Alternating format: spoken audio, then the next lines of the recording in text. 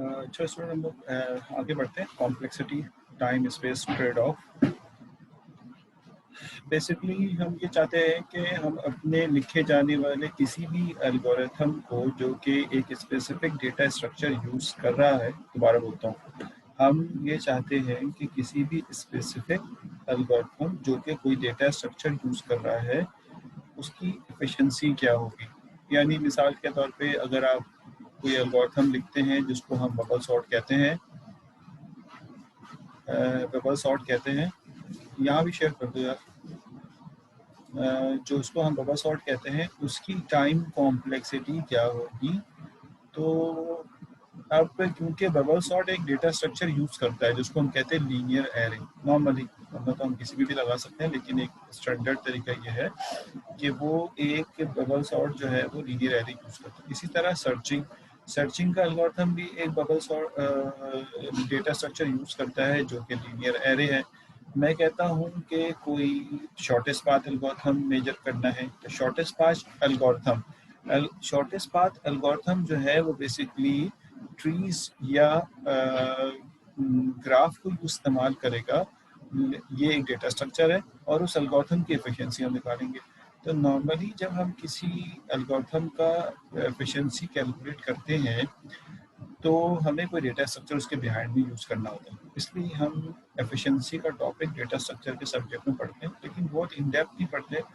इतना ज़रूर डिस्कस कर लेते हैं कि हमें ये पता हो कि ये चीज़ें क्या हैं, ताकि जब ये सब्जेक्ट हम आगे 6 सेमेस्टर में design and analysis of algorithm के नाम से जो कोर्स है उसमें इसका आइडिया हो जाए, और इवन कि हम जब कभी खुद पढ़ रहे हो तो हमें पता हो कि मेरा एल्गोरिथम अच्छा है या बुरा है। तो ये चीज़ें हमें पता होनी चाहिए। तो उसी को हम कंटिन्यू करते हैं। कहते हैं suppose m is an algorithm, ठीक है, और and suppose n is the size of the input data. m algo है, कोई भी एल्गो जिसका नाम m है और उसको इनपुट एक साइज n साइज का डेटा दिया, जैसे बबल सॉर्ट में n साइज का डेटा दिया सॉर्टिंग करने के लिए, और बबल सॉर्ट के एल्गोरिथम का नाम हमने m कर दिया। तो कहते हैं time and space are used by the algorithm m are two main measures for the efficiency of m। Time और स्पेस जो है वो ये दो बेसिक मेट्रिक्स हैं जिससे किसी एल्गोरिथम की हम एफिशिएंसी को मेजर करते हैं।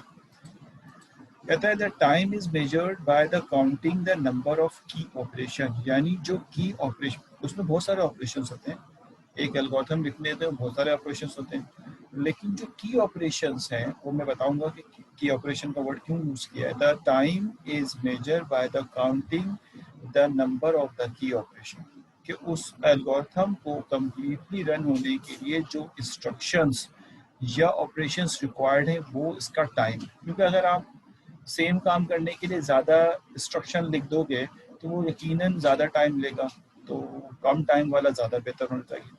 Example in the sorting and searching algorithm number of comparison, यानी जब आप सॉर्टिंग करते हैं या सर्चिंग करते हैं तो कंपैरिजन करना की ऑपरेशन होता है। बाकी तो बहुत सारे काम आप करते हैं, लेकिन चाहे सॉर्टिंग का एल्गोरिथम लगाएं चाहे सर्चिंग का एल्गोरिथम लगाएं, इसके अंदर जो की ऑपरेशन है वो बेसिकली कंपैरिजन करना होता है। तभी तो आप कंपैरिजन करके शॉपिंग करते हैं ताकि वो अपनी अप्रोप्रिएट जगह पे जाके बैठ जाए या रिजाइड हो जाए। खैर ये तो हम सारी बातें डिटेल में भी देख रहे होंगे, लेकिन जाहिर है अभी यहाँ पे भी समझ में आनी चाहिए कि क्या जुमले इस्तेमाल हो रहे हैं। The space is measured by the counting the maximum of, ठीक है, memory needed bye the algorithm. के जो डेटा आपको इनपुट दिया गया है, गौर से सुनना क्या कहना, जो डेटा आपको इनपुट दिया गया है उसके अलावा आपने, जो डेटा आपको इनपुट दिया गया है उसके अलावा आपने जो मेमोरी यूज़ की होगी, जो भी मेमोरी यूज़ की होगी, वो बेसिकली मेमोरी कंजप्शन है। What ever memory you will use for implementation of your algorithm, ठीक है, इज कॉल्ड स्पेस यूटिलाइजेशन।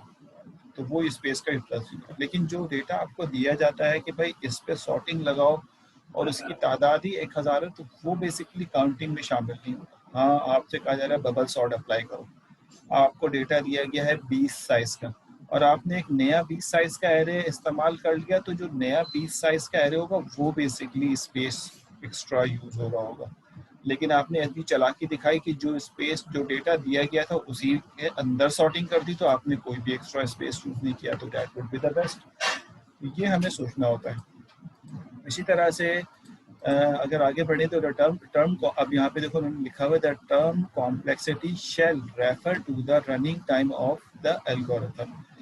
जो कॉम्प्लेक्सिटी है वो बेसिकली रनिंग टाइम, अब रनिंग टाइम को रिप्रेजेंट कर रही होती है। नॉर्मली रनिंग टाइम का मतलब क्या है कि जो इस नंबर ऑफ इंस्ट्रक्शन, लेकिन हम इसमें ये नहीं कि कि हम हमेशा इसको रनिंग टाइम से करें, running time and space utilisation भी शामिल है इसके अंदर। मतलब ये हो सकता है कि उन्होंने इस तरह लिख दिया हो, लेकिन मेरे हिसाब से स्पेस यूटिलाइजेशन भी शामिल है। यहाँ तक की थ्योरेटिकल बात है, इसमें अगर कोई बात समझ नहीं आई तो बताइएगा। थैंक यू ये व्हाट्सएप ग्रुप का। मैं सर लास्ट पॉइंट रिपीट कर देता हूँ। ये मैं भी इसको ना वो कर लेता हूँ, इस पर लॉग इन हो जाता हूँ। सारे लोग इस पर लॉग इन हो जाए। ये व्हाट्सएप ग्रुप है, क्या हो रहा है ये, फॉल डीएसए के नाम से बनाया है।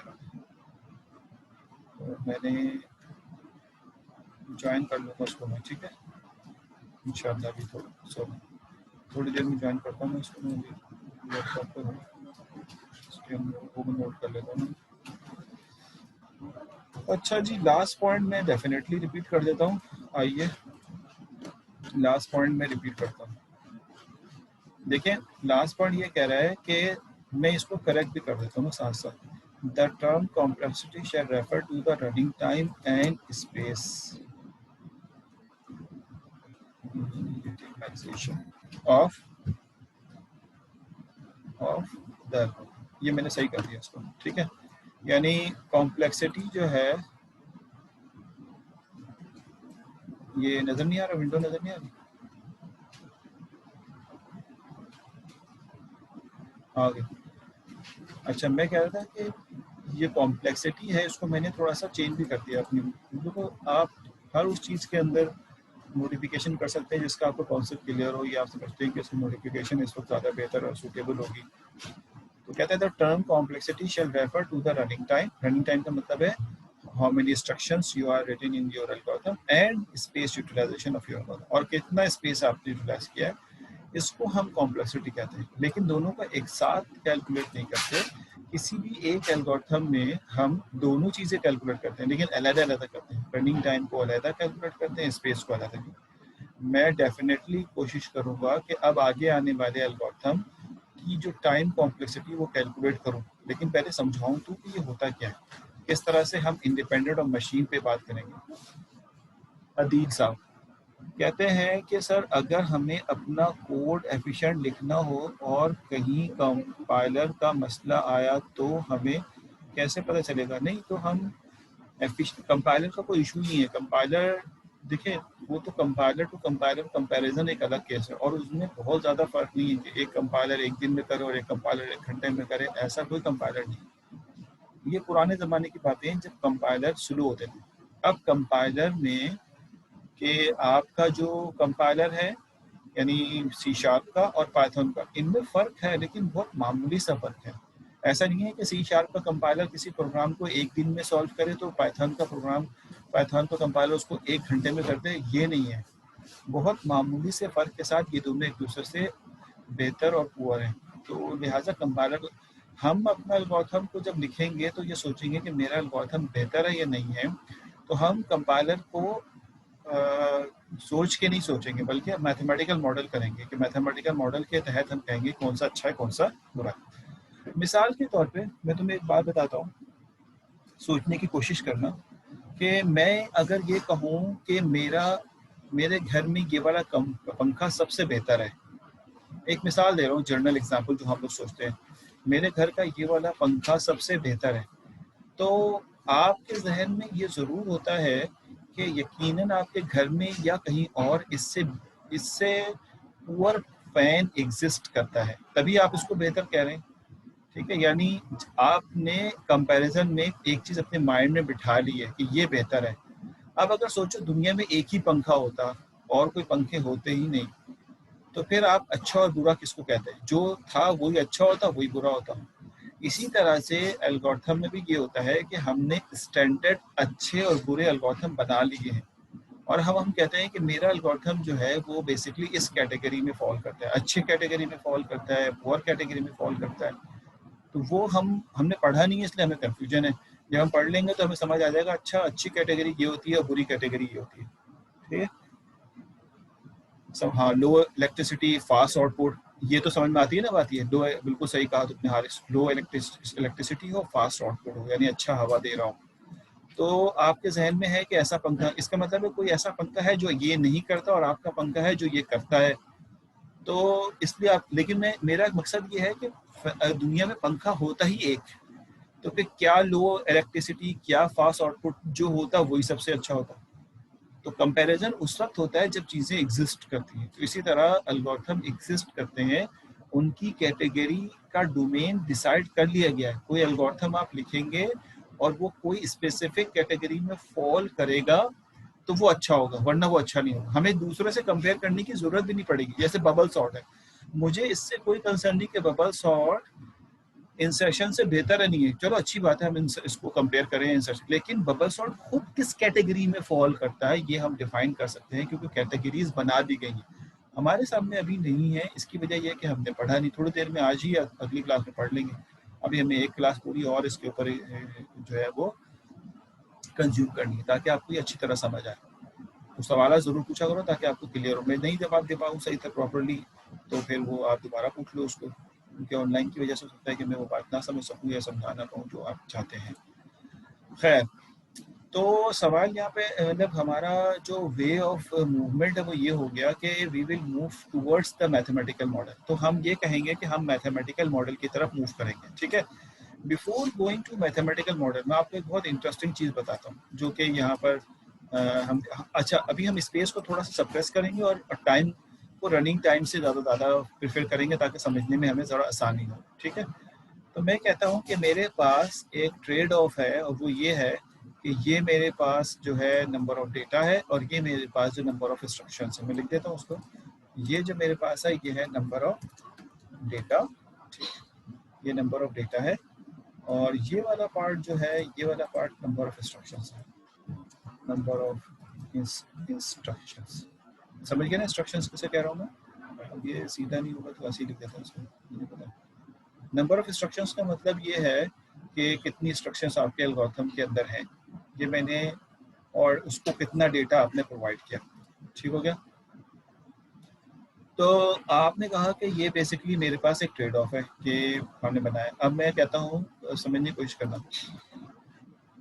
मेरे पास गौर से देखिएगा, एक एल्गोरिथम यानी इसको इसका टाइटल हम जो पढ़ रहे हैं, इसका टाइटल है ग्रोथ ऑफ फंक्शन।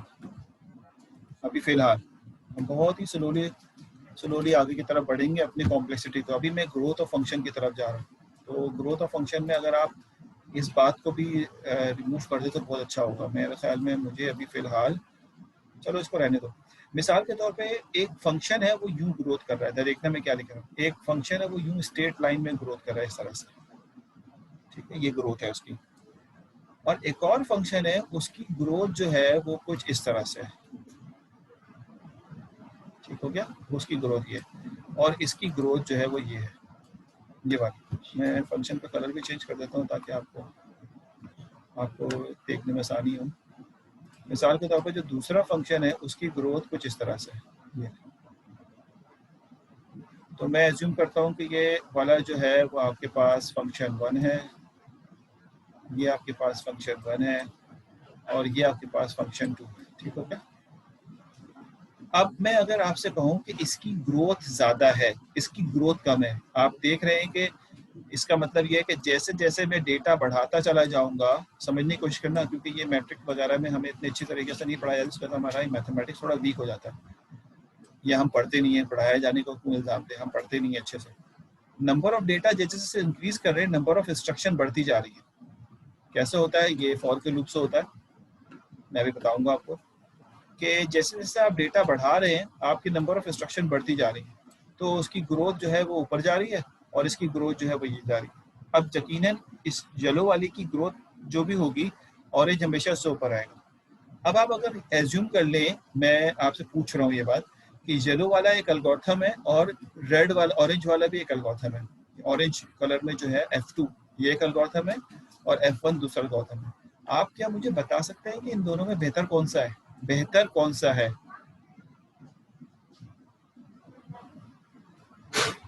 येलो वाला एफिशिएंसी में बेहतर है, F2 बेहतर है, F2 बेहतर है, क्योंकि आप कह रहे हैं कि F2 बेहतर है। गौर से देखो दोबारा से, जवेरिया ने कहा है F1 बेहतर है। अब देखो दो आंसर आ गए, कुछ लोग कह रहे हैं F1, इसका मतलब है कि कंफ्यूजन एग्जिस्ट करती है। दोबारा गौर से देखो, जिन्होंने F2 कहा है वो गौर से देखो, ट्रेड ऑफ को देखो। ट्रेड ऑफ के बाद मैंने पूछा है इस वक्त एफिशिएंसी वाइज कौन सा एल्गोरिथम, मैंने उसको एल्गोरिथम के नाम दिए हैं कि ये एक एल्गोरिथम है, ये एल्गोरिथम, कौन सा एल्गोरिथम बेहतर होगा? तो काफी लोगों ने कहा येलो यानी F1 और कुछ लोग कह रहे हैं F2। F2 क्यों कह रहे हो भाई? F2 कहने की वजह सोचो, मैं थोड़ा इंतजार कर रहा हूँ। F2 के लिए F2 जिन्होंने लिखा वो सोचे, F2 क्यों कह रहे हो? अच्छा, अब मिसाल कर लेते हैं, एग्जाम्पल ले लेते हैं। मिसाल के तौर पे हम किसी लम्हे यहाँ पे खड़े हैं, और से सुनना, किसी लम्हे यहाँ पे खड़े हैं, ठीक है, और यहाँ पर जो डेटा की तादाद है वो है 100। तो मसला तो पूछना, मैं बिल्कुल बेसिक पहले टॉपिक से पढ़ा रहा हूँ जो हम उसमें पढ़ाते हैं। इंस्ट्रक्शन ज़्यादा होंगी जी, तो इंस्ट्रक्शन ज़्यादा होंगी तो पुअर हो गया ना साकिब साहब, जो इंस्ट्रक्शन ज़्यादा लेगा वो पुअर हो गया, तो इसका मतलब है F1 बेहतर। मैं अभी समझाता हूँ। मिसाल के तौर पे हम एक ऐसी जगह खड़े हैं जो कि 100 डेटा पे है, 100 डेटा पे, ठीक, 100 डेटा पे हम खड़े हैं यहाँ पे, और 100 डेटा के ऊपर देखा जाए तो F1 ने इतनी इंस्ट्रक्शन जो है वो एग्जीक्यूट करनी। F1 को इतनी इंस्ट्रक्शन चाहिए, जो काम हम कर रहे हैं उसके लिए सिर्फ इतनी इंस्ट्रक्शन चाहिए, और 100 डेटा पे ही रहते हुए वही काम F2 जो है वो इतनी इंस्ट्रक्शन से कर रहा है। ये इंस्ट्रक्शन देखो, ट्रेड ऑफ का मतलब होता है कि ये नंबर ऑफ इंस्ट्रक्शन को जाहिर कर रहा है और ये नंबर ऑफ डेटा को जाहिर कर रहा है। तो अगर हम 100 डेटा की बात करते हैं तो 100 डेटा काम सेम है, लेकिन डेटा 100 है तो F1 जो है वो इतनी इंस्ट्रक्शन पे कर रहा है। चलो सपोज कर लेते हैं कि ये 10 इंस्ट्रक्शन है और ये वाले 15 इंस्ट्रक्शन है, ये जूम कर लेते हैं। तो बताओ कौन सा बेहतर होगा? अब तुम समझ रहे होगे ना। तो इसका मतलब ये हुआ कि इस ट्रेड ऑफ के मुताबिक F2 ग्रोथ ज्यादा है इसकी, लेकिन ये हमारे एल्गोरिथम के लिहाज से पुअर है, और ये बेसिकली, और येलो वाला F1 ये हमारे एल्गोरिथम के लिहाज से बेहतर है। अब हम कहेंगे यार ये एल्गोरिथम तो राइट लिखते हैं, उसका इस लाइन से क्या ताल्लुक है, इसका इस लाइन से क्या ताल्लुक है ना? बात समझ में बोलेंगे यार ये कहाँ से सर लाइनें ले आए एल्गोरिथम में। तो वो मैं भी आपको मैप भी करा दूंगा कि हमारे हर एल्गोरिथम के अगेंस्ट में एक ग्राफ बन रहा होता है। ग्रोथ बताता हूँ मैं, ग्रोथ अभी वर्ड यूज करता हूँ, जो मैं बोल रहा हूँ उसको ज्यादा इंपॉर्टेंट है, मैं कोई चीज छोड़ूंगा नहीं इंशाल्लाह। तो क्या मतलब हुआ, हमारे हर एल्गोरिथम, आप दुनिया का कोई भी एल्गोरिथम लिखें उसका कोई ना कोई रिप्रेजेंटेशन ग्राफ की सूरत में एग्जिस्ट करता है, वो हम शो करेंगे अभी थोड़ी देर में, ठीक है। ग्रोथ किसे कहते हैं? ग्रोथ कहते हैं कि जैसे जैसे डेटा बढ़ रहा हो वैसे वैसे आपके फंक्शन के अंदर इंक्रीजिंग आ रही हो। डिक्रीजिंग नहीं हो सकता, इंक्रीजिंग आ रही हो। मैं बताऊंगा डिक्रीजिंग क्यों नहीं हो सकता, शायद आपको ये बात पता ना। ऐसे आस्ते आस्ते इंक्रीजिंग हो रही होगी, ठीक है। जैसे जैसे डेटा बढ़ रहा होगा आपके फंक्शन में इंक्रीजिंग आ रही होगी। एल्गोरिथम से रिलेटेड फंक्शन कभी डिक्रीज नहीं होते कि आप सोचें कि भाई ये ऐसे जाके नीचे क्यों नहीं आ रहा, ये कभी नीचे नहीं आएगा, ये हमेशा ऊपर की तरफ ही जाएगा। इसलिए इसको हम ग्रोथ कहते हैं, ग्रोथ ऑफ द फंक्शन। अच्छा, अब सवाल ये है कि नीचे क्यों नहीं आएगा, मैं आपको ये भी समझा देता हूँ अगर आपकी नहीं समझ में आया तो। यहाँ तक बात समझ आ गई? ग्रोथ का वर्ड समझ आ गया कि whenever you will increase the data it should be the increase. अच्छा हाँ, ये हो सकता है कि अगर मैं डेटा और सुनना, अगर मैं डेटा बढ़ा रहा हूँ तो हो सकता है, इसको राइट कर देता हूँ, अगर मैं डेटा बढ़ा रहा हूँ तो हो सकता है कि ये कांस्टेंट हो जाए लेकिन कभी नीचे नहीं आएगा, या तो ये इंक्रीजिंग रहेगा या ये कांस्टेंट हो जाएगा। यानी अगर डेटा 5 है तब भी इतने ही इंस्ट्रक्शन, अगर डेटा 10 है तब भी इतनी ही इंस्ट्रक्शन। लेकिन मैं कहूँ कि डेटा अगर 100 हो गया और इंस्ट्रक्शन नीचे आ गई, ये तो तरीके कार ही नहीं। इसकी वजह समझा देता हूँ मैं अभी आपको। ग्रोथ तो समझ में आ गया होगा मेरे ख्याल में। Growth means whenever we are increasing the data we have to basically increase the number of instruction. This is not possible कि whenever you will increase the data and the number of instruction going to be decreased, ऐसा नहीं हो सकता। ठीक है, बात समझ में आ रही है ना? डेटा डिलीट करना चाहिए तो नहीं, ये तुम कुछ और सोच रहे हो। डेटा डिलीट करने का एल्गोरिथम होता है ना, हम तो एल्गोरिथम की एफिशिएंसी कर रहे हैं, हम डेटा की एफिशिएंसी थोड़ी निकाल रहे हैं। माइंड, हम डेटा की एफिशिएंसी नहीं निकाल रहे, हम एल्गोरिथम की, यानी जो एल्गो लिख रहे हैं उसकी एफिशिएंसी निकाल रहे हैं। तो डिलीट करने का जो एल्गो हमने लिखा था उसकी एफिशिएंसी ये है।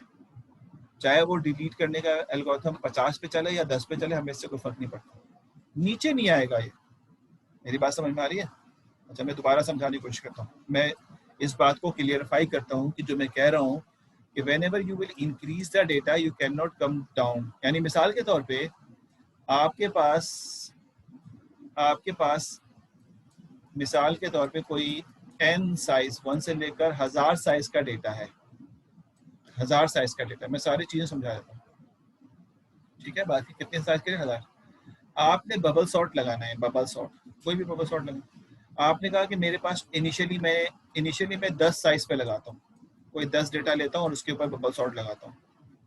तो मैंने 10 साइज लिया और उस पर बबल सॉर्ट लगाया, इतनी इंस्ट्रक्शन रिक्वायर्ड थी, इतनी इंस्ट्रक्शन एग्जीक्यूट होंगी अगर 10 डेटा पे मैं लगा रहा हूँ। अगर 20 डेटा कर दूंगा तो डेटा 10 से बढ़ के 20 हो जाएगा। तो यकीनन जब 20 हो जाएगा तो नंबर ऑफ इंस्ट्रक्शन इंक्रीज हो जाएंगी, वो ये इंक्रीज हो जाएंगी। और 20 से जब 30 कर दूंगा तो डेटा जो है वो ये इंक्रीज हो जाएगा। समझ में आ रही बात है? हम डेटा कम नहीं करते। मैंने अभी ग्रोथ का मतलब जो लोग पूछ रहे थे, डेटा कम हो जाएगा, डेटा कम नहीं करते। ग्रोथ का मतलब होता है कि whenever we will increase the data, number of instruction हमेशा ऊपर की तरफ जाएंगे, तो इसलिए इसका ग्रोथ आगे की तरफ बढ़ रहा होता है। समझ आ गई बात? हाँ, ये हो सकता है, मैं तुम्हें समझाने की बात यहाँ पे लिख रहा हूँ। ये हो सकता है, मैं तुम्हें एक इंटरेस्टिंग बात बताऊँ, जो कांस्टेंट वाली बात मैंने बताई थी।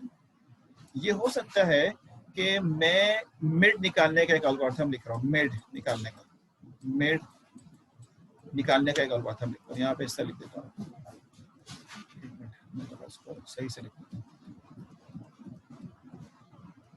मैं कहता हूँ कि मैं मिड निकालने का मिड, तो मिड निकालने के लिए मिसाल के तौर पे मेरे पास एक डेटा है, उसका साइज है 11, 1 से लेकर 11 तक, डेटा साइज 11। एल्गोरिथम कैसे लिखोगे भाई? एल्गोरिथम लिखोगे mid which is equal to, क्या होता है फॉर्मूला, n+1, ठीक है, डिवाइड बाय 2। ये होता है ना मिड का फॉर्मूला। आप कह देंगे कि भाई इसका मिड आ जाएगा, इस वक्त 11 का जो मिड आ जाएगा वो आ जाएगा 6। सही लिखा मैंने? उसके बाद आप कहते हैं कि डेटा बढ़ गया, एज्यूम करता हूँ कि डेटा बढ़ गया और डेटा जो है वो डेटा बढ़ के हमारे पास 21 हो गया, 21, आसानी के लिए कर रहा हूँ, 21 हो गया। 21 का मिड निकालेंगे, mid which is equal to n+1 divide by 2। 21 से निकालेंगे तो 11 आ जाएगा, ठीक है। हम 6 और 11 को नहीं मेंशन कर रहे, हम कह रहे हैं कि जो मिड निकालने का फॉर्मूला है इसकी क्या एफिशिएंसी, क्या ये डेटा के साथ साथ बढ़ रहा है या नहीं बढ़ रहा। अब सुनिए गौर से, जब मैंने कहा कि मुझे इस 11 डेटा का मिड निकालना है, तो मैंने कितना फंक्शन यूज किया था? फंक्शन में मैंने 2 चीजें यूज की, प्लस और डिवाइड। यानी अगर मेरे पास, गौर से देखिएगा मैं क्या कह रहा हूँ, अगर मेरे पास 11 डेटा है तो मुझे 2 इंस्ट्रक्शन चाहिए। कितनी इंस्ट्रक्शन चाहिए? 2 इंस्ट्रक्शन। नहीं, गलत तो नहीं कह रहा ना, सही है ना? ये 2 इंस्ट्रक्शन चाहिए, ठीक है।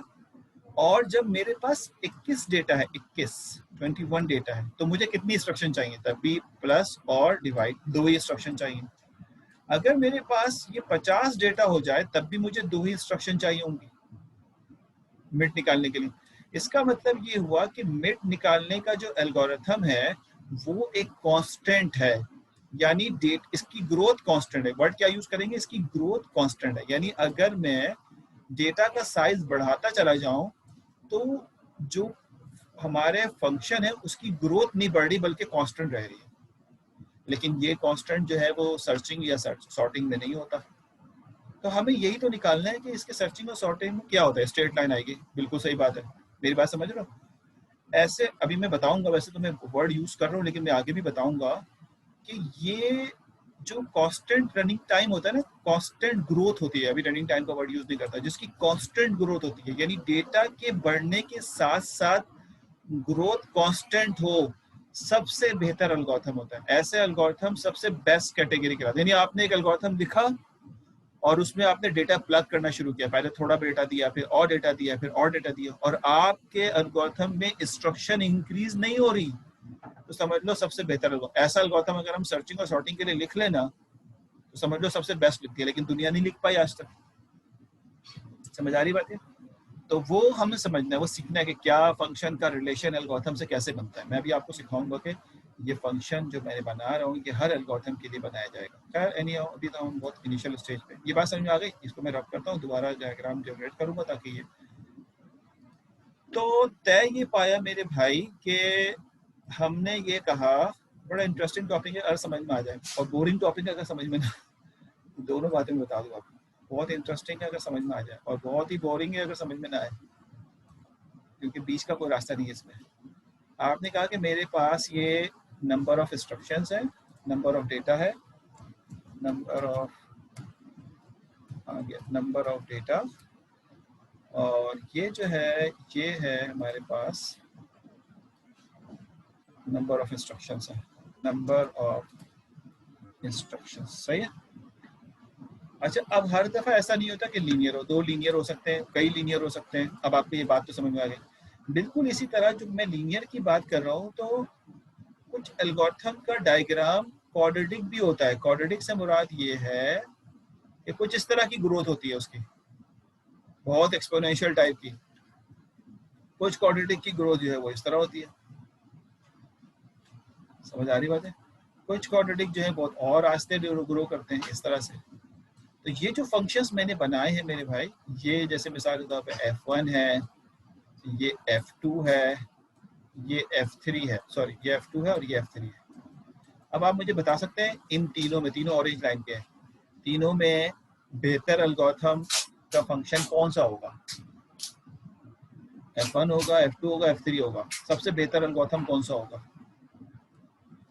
f1। कुछ लोग कहते हैं f2, हम्माद कह रहे हैं f2, कुछ कह रहे हैं f3।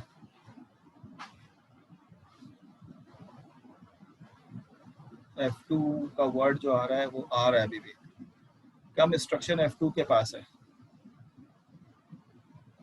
हाँ, अब ये बहुत अच्छा सवाल है कि कम इंस्ट्रक्शन f2 के पास है। अब जरा सुनिएगा गौर से, मैं आपको बताता हूँ, और सुनना। बिल्कुल सही है, तुम लोग के आंसर तुम्हारे अभी जो लेवल है उसके हिसाब से बिल्कुल ठीक आंसर दे रहे हो। अब मैं इसको क्लियर कर दूं। देखो बात ये है, मेरी बात सुनना, अब आंसर छोड़ दो, अब मेरी बात सुनो।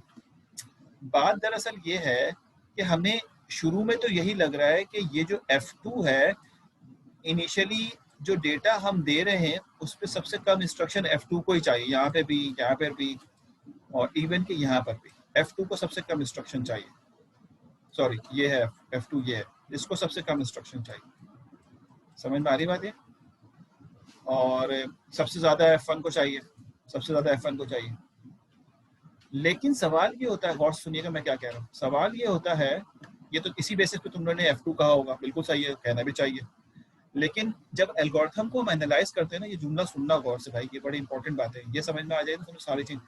जब हम एल्गोरिथम को एनालाइज करते हैं ना, तो हम इनिशियली जब डेटा को ग्रो करते हैं तो एक पॉइंट ऐसा आता है जहां पे ये ग्रोथ इनकी आपस में एक दूसरे को क्रॉस करती है। जहाँ पे ये एक दूसरे को क्या करती है, क्रॉस करती है, कहीं ना कहीं क्रॉस जरूर करेंगी। स्ट्रेट लाइन अगर है और एक स्ट्रेट लाइन यूं जा रही है और एक स्ट्रेट लाइन यूं जा रही है, तो इसने क्रॉस करना ही करना है। अगर क्रॉस नहीं कर रहा है तो फिर तो सेम एल्गोरिथम है ना, फिर तो पैरेलल है, तो सेम एल्गोरिथम है। क्रॉस कर रहा है तभी तो ये एक बेहतर है, एक नहीं है। तो तुम क्या समझते हो कि जो हमारा लीनियर था, जो लीनियर था, मैं समझाने की कोशिश करता हूँ, एक एक लीनियर यूं जा रहा है, ठीक है, और एक लीनियर यूं जा रहा है, तो ये वाला F1 है और ये F2 है, तो क्या समझते हो कौन सा बेहतर होगा, F1 बेहतर होगा, F2 बेहतर होगा? यानी मैं अगर कहता हूँ ये F1 है, F2 है, तो कौन सा बेहतर होगा? आप कहेंगे भाई F2 को बेहतर होना चाहिए, क्योंकि F2 जो है वो कम है शुरू में, ये वाला जो है वो इनिशियली यहाँ पे कम है, ये इनिशियली ज़्यादा है। लेकिन ऐसा नहीं होता, मैं फिर समझा रहा हूँ, ये बात बहुत इंपॉर्टेंट है। आप डेटा को जब ग्रो करते हैं, डेटा को इंक्रीज करते हैं, तो एक पॉइंट बीच में क्रॉस पॉइंट आता है, इसको कट ऑफ पॉइंट कहते हैं। हर जगह जरूर आएगा, यहाँ पे आ रहा है, इस जगह पे यहाँ आ रहा है, कट ऑफ पॉइंट मैं लिख देता हूँ यहाँ पे, ये कहलाता है कट ऑफ पॉइंट, ठीक है। कट ऑफ पॉइंट का मतलब होता है कि जहां के बाद ये दोबारा एक दूसरे से कट नहीं करेंगे। क्या इसके बाद ये एक दूसरे से कट करेंगे? नहीं करेंगे। क्या इसके बाद ये एक दूसरे से कट करेंगे? नहीं करेंगे। एक्चुअल जो एनालाइज किया जाता है मेरे भाई, वो कट ऑफ पॉइंट के बाद किया जाता है। समझ में आई बात है? किसके बाद किया जाता है? कट ऑफ पॉइंट के बाद किया जाता है। कट ऑफ पॉइंट के बाद किसको ज्यादा इंस्ट्रक्शन चाहिए, किसको कम इंस्ट्रक्शन चाहिए, वो बयान करता है कि किसकी एफिशिएंसी ज्यादा होगी, किसकी एफिशिएंसी कम होगी। मिसाल के तौर पर ये डेटा है, ये हम यहाँ पर रख लेते हैं, ये डेटा है, इस जगह पे ये कट ऑफ पॉइंट से बाहर निकल गया। अब एफिशिएंसी सही मुताबिक यहाँ से आएगी। इसको यहाँ पर इतना इंस्ट्रक्शन चाहिए, इसको का मतलब है F1 को, और इसी जगह पे F2 को इतनी इंस्ट्रक्शन चाहिए, और इसी जगह पे F3 को इतनी इंस्ट्रक्शन चाहिए। मेरी बात समझ आ रही है? After specific cut off point, of में मेरे ख्याल में 2F आता है, ठीक है। तो अब आप मुझे बताइए, आफ्टर कट ऑफ पॉइंट जो है, मैं ये रीजन भी बता दूंगा और सब कुछ क्लियर करूंगा। आप ये नहीं समझना कि भाई ये क्यों हो जाता है, मैं कोई चीज मतलब इसको अब समझ आया नहीं आया ये अलग बात है, लेकिन मैं क्लियर करूंगा कि ये कट ऑफ पॉइंट जनरेट क्यों होता है। ये समझ में आना ना आना है तुम्हारे अपने मैथमेटिकल लेवल के ऊपर डिपेंड करेगा। कोशिश मैं करूंगा क्लियर कर दूं, लेकिन अभी मैं ओवरव्यू दे रहा हूँ कि whenever we are analysing the algorithm, we should basically analyzing after a specific cutoff point. How a cutoff point generated, ये मैं अभी आपको बता दूँ। तो अब आप मुझे बताइए, अब आप क्या कहते हैं, कट ऑफ पॉइंट को अगर हम इंक्लूड कर लेते हैं, जो यानी कट ऑफ पॉइंट से पीछे वाला डेटा तो हमारा एनालाइज करने के लिए शामिल होता ही नहीं है, खिचड़ी बन गई। यानी कट ऑफ पॉइंट के पीछे वाला डेटा तो एनालाइज करने के लिए इस्तेमाल ही नहीं होता। जब भी आप दो एल्गोरिथम इस्तेमाल करते हैं, वो basically after cut off point या वेरी लार्ज डेटा पे करते हैं। तो आप बताइए कट ऑफ पॉइंट के बाद कौन सा बेहतर हो? अब आप कहेंगे F1 बेहतर है, सेकंड नंबर पे F2 है, थर्ड नंबर पे F3 है। ये समझ में आ गया ना? इंस्ट्रक्शन कम है, बिल्कुल सही बात है। और ये तो समझ में आ गया कट ऑफ पॉइंट होगा। अगर दो एल्गोरिथम पैरेलल है तो फिर तो ये सेम हो गए ना, एल्गोरिथम पैरेलल तो सेम हो जाता है। जब तक ये एक दूसरे को कट नहीं करेंगे, जब तक हम डिसाइड नहीं कर पाते। यानी इसका नीचे वाला पार्ट डिसीजन के लिए शामिल नहीं किया जाता इस कट ऑफ पॉइंट के बाद, क्योंकि तय हो जाता है इसके बाद ये कभी कट नहीं करेंगे। ये डर निकल गया, ये डर निकल गया। यही क्वाड्रेटिक में भी होता है, यही क्यूबिक में भी होता है, ये सब इसी तरह से चल रहा होता है। मैं आपके सवाल आते समझ में आ रहा है ना ये? और अभी ये इस पे फोकस नहीं करना कि कट ऑफ कैसे बनता है, वो मैं भी आता हूँ थोड़ी देर। फिर मिटा दिया मैंने, अब आइए दोबारा से इसके ऊपर। तो मैंने आपको दो बातें बताई, अभी मैं कट ऑफ पॉइंट तो नहीं जा रहा, लेकिन मैंने आपको दो बातें बताई। एक तो ये कि दो एल्गोरिथम आपस में एक दूसरे को कंपेयर किए जाते हैं। सॉरी, ये पहली बात ये बताई कि हर एल्गोरिथम का ग्राफ बन जाता है, हर एल्गोरिथम का ग्राफ जनरेट हो जाता है, ये बात हो गई। दूसरा मैंने आपको ये बताया कि जब दो एल्गोरिथम एनालाइज किए जाते हैं तो वो after specific cut off point किए जाते हैं, वो कट ऑफ पॉइंट के बाद ही एनालाइज करा जाता है उसमें। मेरी बात समझ में आ गई? ये दो बातें बताई। अब आइए मैथमेटिक्स के कुछ फॉर्मूलाज पे। मैं आपको बहुत ज़्यादा घुमाना नहीं चाहता। न्यू मीटिंग कर ले बीच में, हाँ ये बंद हो जाए, नहीं बंद होने दो, कोई बात नहीं। हमारे अब ये बंद करके खोलें, कोई बात नहीं, चलने दो, ठीक है सिमरन। मैं कोई बड़ी चीज़ नहीं लिखता हूँ, छोटी चीज़ लिख के समझाता हूँ, फिर बंद कर लेता हूँ उसको।